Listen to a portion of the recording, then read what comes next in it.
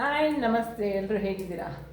ಇವತ್ತು ಬೀನ್ಸ್ ಪಲ್ಯ, ಬೀನ್ಸು ಎಲೆಕೋಸು ಪಲ್ಯ ಹೇಗೆ ಮಾಡೋದು ಅಂತ ನಾನು ತೋರಿಸ್ತಾ ಇದ್ದೀನಿ. ಬನ್ನಿ ನೋಡೋಣ.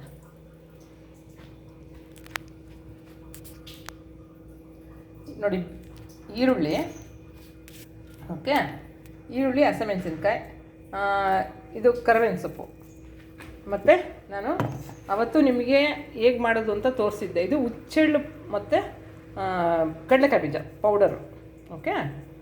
ಈಗ ಒಂದು ಬೀನ್ಸು ಎಲೆಕೋಸು ತೊಗೊಂಡಿದ್ದೀನಿ ಇಲ್ಲಿ. ನೀವು ಇದನ್ನು ಬೇಗ ಹಾಕಬೇಕಾದ್ರೆ ನೀವು ಬೇಯಿಸ್ಬಿಟ್ಟಾದರೂ ಹಾಕ್ಬೋದು, ಅಥವಾ ನೀವು ಹಾಗೆ ಆದರೂ ಹಾಕ್ಬೋದು. ಹಾಗೆ ಅದರಲ್ಲೇ ಒಂದು ಗ್ಲಾಸ್ ನೀರು ಹಾಕಿದ್ರೆ ಅದೇ ಬೆಂದ್ಕೊಡುತ್ತೆ, ಎಳೆದಾಗಿದೆ. ಅದರಿಂದ ನಾನು ಹಾಗೆ ಮಾಡೋಣ ಅಂತ ಇವತ್ತು ಮಾಡ್ತಾಯಿದ್ದೀನಿ. ನೋಡಿ, ಎಣ್ಣೆ ಕಾಯ್ತಾ ಇದ್ದೆ. ನಾವು ಈಗ ಸಾಸಿವೆ ಹಾಕ್ಕೊಳ್ಳೋಣ. ಫಸ್ಟು ಸ್ವಲ್ಪ ಸಾಸಿವೆ, ಕಡಲೆಬೇಳೆ, ಉದ್ದಿನಬೇಳೆ, ಸ್ವಲ್ಪ ಕಡಲೆಬೇಳೆ, ಉದ್ದಿನಬೇಳೆ, ಮತ್ತು ಈರುಳ್ಳಿ, ಹಸಿಮೆಣಸಿನ್ಕಾಯಿ,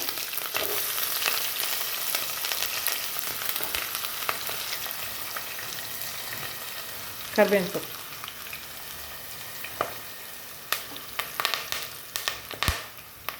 ಸ್ವಲ್ಪ ಫ್ರೈ ಆಗಬೇಕು.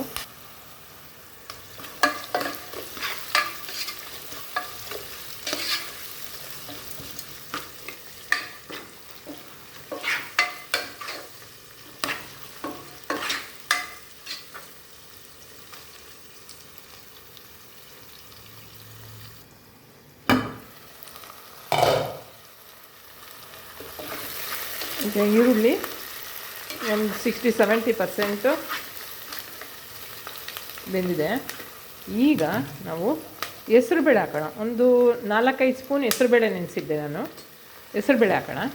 ಇದು ಪಲ್ಯಕ್ಕೆ ಚೆನ್ನಾಗಿರುತ್ತೆ ಒಂಥರ. ನೀವು ಒಂದ್ಸಲ ಮಾಡ್ಕೊಳ್ಳಿ. ಇದು ತುಂಬ, ಇದೆಲ್ಲ ಟ್ರೆಡಿಷನಲ್ ಅಡುಗೆಗಳು. ಹೆಸರುಬೇಳೆ ಹಾಕಿ ಮಾಡುವಂಥದ್ದು. ಇದು ನೀವು ಚಪಾತಿಗೆ ಎಲ್ಲದಕ್ಕೂ ಚೆನ್ನಾಗಿರುತ್ತೆ, ನೆಂಚ್ಕೊಳ್ಳೋಕ್ಕೆ, ಚಪಾತಿಗೆ, ಅದು ಇದಕ್ಕೆ. ಅಂದರೆ ಸ್ವಲ್ಪ ಈ ಹೆಸರುಬೇಳೆ ಹಾಕೋದ್ರಿಂದ ಫುಲ್ ಡ್ರೈ ಆಗೋಲ್ಲ, ಚೆನ್ನಾಗಿರುತ್ತೆ, ಟೇಸ್ಟ್ ಚೆನ್ನಾಗಿರುತ್ತೆ ಹೆಸರುಬೇಳೆಗೆ. ಅದೊಂದು ಸ್ವಲ್ಪ ಎಣ್ಣೆಲಿ ಹೆಸರುಬೇಳೆನ ಹುರಿಯೋಣ. ತೊಳೆದ್ಬಿಟ್ಟು ನಾನು ಇವತ್ತು ಒಂದು 4 ಸ್ಪೂನ್ ಹೆಸರುಬೇಳೆ ಹಾಕಿದ್ದೀನಿ, 4-5 ಸ್ಪೂನ್ ಹಾಕಿದ್ದೀನಿ. ಯಾಕೆಂದರೆ ಅರ್ಧ kg ಅಷ್ಟು ತರಕಾರಿ ಇರೋದ್ರಿಂದ. ನೋಡಿ, ಇದು ಬೀನ್ಸು, ಎಲೆಕೋಸು. ನೀವು ಇದಕ್ಕೆ ಬೇಕಾದರೆ ಕ್ಯಾರೆಟು ಸೇರಿಸ್ಕೋಬೋದು. ಬೀನ್ಸು, ಎಲೆಕೋಸು,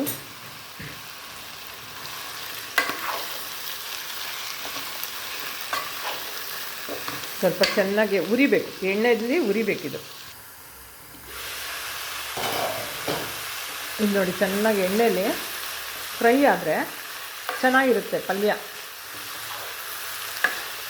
ಹೆಸರುಬೇಳೆ, ಎಲೆಕೋಸು, ಬೀನ್ಸು, ಅದಕ್ಕೆ ಒಗ್ಗರಣೆ ಹಾಕಿದ್ದೀನಿ. ಈಗ ಉಪ್ಪು ಹಾಕ್ಕೊಳ್ಳೋಣ. ನೀವು ಬೇಯಿಸ್ಬಿಟ್ಟು ಹಾಕಿದ್ರೆ, ಈಗ ಹೆಸರುಬೇಳೆ, ಬೀನ್ಸು, ಎಲೆಕೋಸನ್ನ ಸ್ವಲ್ಪ ಬೇಯಿಸ್ಕೊಂಡು ಹಾಕ್ಬೋದು, ಬೇಗ ಆಗುತ್ತೆ. ಇನ್ನು ಒಗ್ಗರಣೆಯಲ್ಲೇ ನಾವು ಮಾಡ್ತೀವಿ ಅಂತ ಅನ್ನೋದಾದರೆ ಒಂದು 5-10 ನಿಮಿಷ ಲೇಟ್ ಆಗ್ಬೋದು ಅಷ್ಟೇ. ನೋಡಿ, ಈ ಥರ ಚೆನ್ನಾಗಿ ಫ್ರೈ ಆದರೆ ಎಣ್ಣೆಲಿ, ತರಕಾರಿನ ಏನೇ ಆಗಲಿ ಎಣ್ಣೆಲಿ ಫಸ್ಟು ಫ್ರೈ ಮಾಡಬೇಕು. ಮಾಡಿಬಿಟ್ಟು ಆಮೇಲೆ ಇದಕ್ಕೆ ಒಂದು ಸ್ವಲ್ಪ ನೀರು ಹಾಕ್ಕೊಳ್ಳೋಣ. ಹಾಗೆ ಬೇಯಬೇಕಲ್ವಾ, ಅದರಿಂದ ಸ್ವಲ್ಪ ನೀರು ಹಾಕ್ಕೊಳ್ಳೋಣ. ಇದು ಬೀನ್ಸ್ ಎಲ್ಲ ಎಳೆದಾಗಿತ್ತು, ಅದರಿಂದ ನಾನು ಹಂಗೆ ಬೇಯಿಸೋಣ ಅಂದ್ಬಿಟ್ಟು ಸ್ವಲ್ಪ, ಜಾಸ್ತಿ ಬೇಡ, ನಿಮಗೆ ಎಷ್ಟು ಬೇಕೋ ಅದು ಅನಿಸುತ್ತೆ ಅಷ್ಟು ಹಾಕ್ಕೊಳ್ಳಿ, ನೀರು ಹಾಕ್ಕೊಳ್ಳಿ. ಈಗ ಇದು ಬೇಯಕ್ಕೆ ಬಿಡೋಣ ಮುಚ್ಚಿಬಿಟ್ಟು. ಮಧ್ಯದಲ್ಲಿ ಒಂದು ಸ್ವಲ್ಪ ಕೈ ಹಾಸೋಣ. ನೋಡಿ, ಬೇಯ್ತಾ ಇದೆ. ನಾನು ಚೂರು ಬೇಯಬೇಕು. ಎಷ್ಟು ಚೆನ್ನಾಗಿ ಕಾಣುತ್ತೆ ನೋಡಿ ಬೀನ್ಸ್ ಪಲ್ಯ.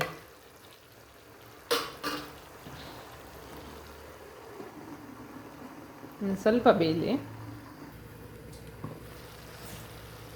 ಇದು ನೋಡಿ, ಬೆಂದಿದೆ.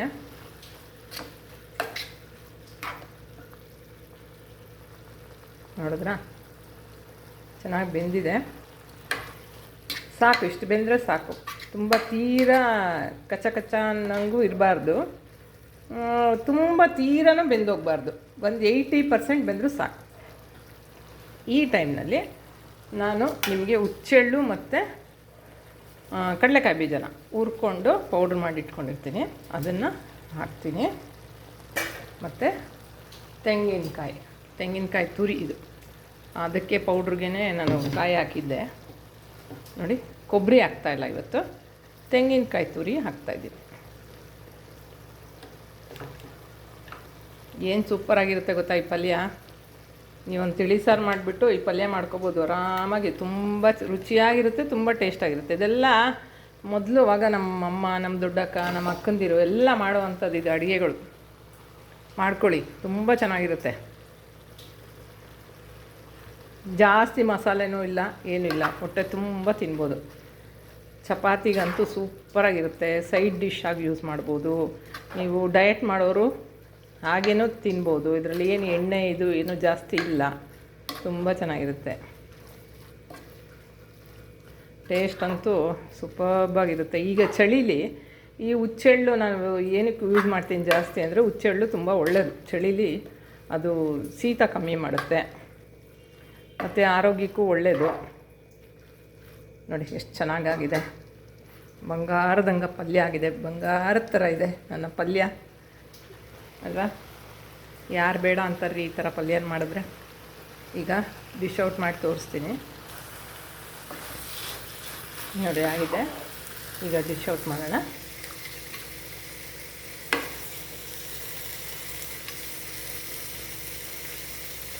ಇದನ್ನು ನೀವು ಹಾಗೇನಾದರೂ ತಿನ್ಬೋದು. ಡಯಟ್ ಮಾಡೋರು ಒಂದು ಬಟ್ಲು ಪಲ್ಯ ತಿಂದ್ಬಿಟ್ರೆ ಸಾಕು. ಅನ್ನ ಏನು, ಚಪಾತಿ ಏನು ಬೇಡ.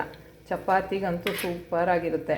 ನಾವು ಈಗ ಬೀನ್ಸು, ಎಲೆಕೋಸು ಹಾಗೆ ನೀವು ಹೆಸ್ರುಬೇಳೆ ಹಾಕ್ದಿರ ಮಾಡಿದ್ರೆ ಒಂಥರ ಏನೋ ಡ್ರೈ ಆಗಿರುತ್ತೆ.